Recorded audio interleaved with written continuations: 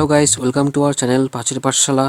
তো আজকে আমরা আলোচনা করব ডাব্লিউবিসিএস এর প্রিলিমিনারি এক্সামের সিলেবাস নিয়ে। তো এই ডাব্লিউবিসিএস এর যে প্রিলিমিনারি এক্সাম, এটি কিন্তু একটি পেপারেই কিন্তু হবে। তো এই প্রিলিমিনারি এক্সামে মোট 200টি কিন্তু মাল্টিপল চয়েস কিন্তু কোশ্চেন থাকবে, আর প্রত্যেকটি কোশ্চেনের যে মার্ক সেটা কিন্তু 1 করে। তো 200টি মাল্টিপল চয়েস কোশ্চেনের জন্য টোটাল মার্ক হচ্ছে 200, আর এই 200টি কোশ্চেন করার জন্য টাইম দেওয়া হবে 2.5 ঘন্টা। তো এবার আমাদের জানতে হবে এই ডাব্লিউবিসিএস এর যে প্রিলিমিনারি এক্সামের কোশ্চেন যে হয় সেগুলো কোন কোন টপিকের ওপর থেকে কোশ্চেন হয়। তো প্রথমেই দেখো, এখানে টপিকগুলোকে মোট 8টি ভাগে ভাগ করা হয়েছে। তো এবার কিন্তু আমরা এক এক করে সবগুলো টপিক নিয়ে আলোচনা করব। তো প্রথমে রয়েছে ইংলিশ কম্পোজিশন। তো ইংলিশ কম্পোজিশন থেকে কিন্তু 25 নম্বর কিন্তু থাকবে, তার মানে 25টি কোশ্চেন ইংলিশ কম্পোজিশন থেকে হবে। তারপরে দেখো জেনারেল সায়েন্স। জেনারেল সায়েন্স থেকে 25 নম্বর, মানে এখান থেকেও কিন্তু 25টি কিন্তু কোশ্চেন করা হবে।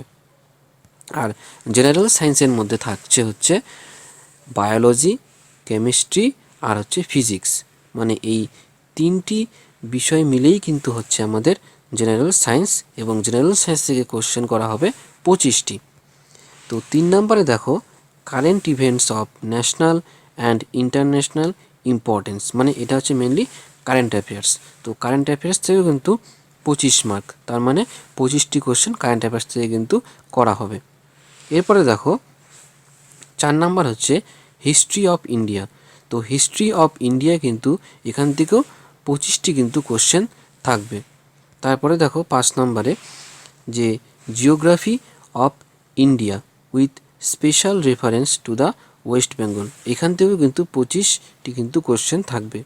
তার মানে হচ্ছে যে জিওগ্রাফি অফ ইন্ডিয়া এটা তো পড়তে হবেই, তার সাথে কিন্তু আমাদের যে ওয়েস্ট বেঙ্গলের যে জিওগ্রাফি সেটাও কিন্তু খুব ভালোভাবে কিন্তু পড়ে যেতে হবে। তো এখান থেকেই কিন্তু 25টা কিন্তু কোশ্চেন হবে। তো ওয়ার্ল্ড জিওগ্রাফি কিন্তু পড়ার কোনো দরকার নেই, শুধুমাত্র যে ইন্ডিয়ার যে জিওগ্রাফি এবং তার সাথে হচ্ছে ওয়েস্ট বেঙ্গলের জিওগ্রাফি, এই দুটো কিন্তু পড়তে হবে। ওয়ার্ল্ড জিওগ্রাফি পড়ার কিন্তু কোনো দরকার নেই। এবার 6 নম্বরে দেখো যে ইন্ডিয়ান পলিটি অ্যান্ড ইকোনমি, এখান থেকে 25টি কোশ্চেন। তার মানে ইন্ডিয়ান পলিটি এবং ইকোনমি এই দুটো যে সাবজেক্ট, এই দুটো সাবজেক্টের থেকে কিন্তু আমাদের 25টি কিন্তু কোশ্চেন করা হবে। তো এবার দেখো 7 নম্বরে হচ্ছে ইন্ডিয়ান ন্যাশনাল মুভমেন্ট, মানে যেটাকে আমরা সংক্ষেপে হচ্ছে আইএনএম বলে থাকি।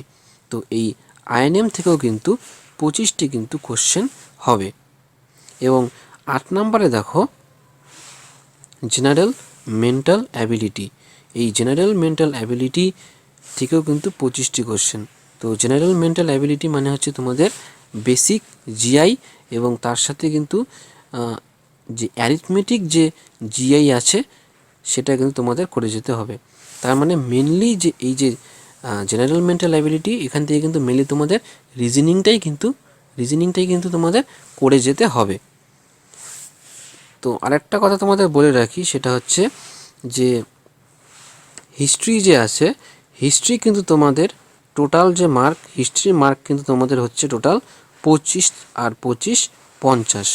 তো হিস্ট্রিটা কিন্তু খুব ভালোভাবে কিন্তু তোমাদের পড়ে যেতে হবে। একটা হচ্ছে হিস্ট্রি অফ ইন্ডিয়া, এখান থেকে 25, আর ইন্ডিয়ান ন্যাশনাল মুভমেন্ট এখান থেকে 25। তার মানে টোটাল 200-র মধ্যে কিন্তু তোমাদের 50 নাম্বার কিন্তু ইতিহাস থেকেই কিন্তু থাকবে।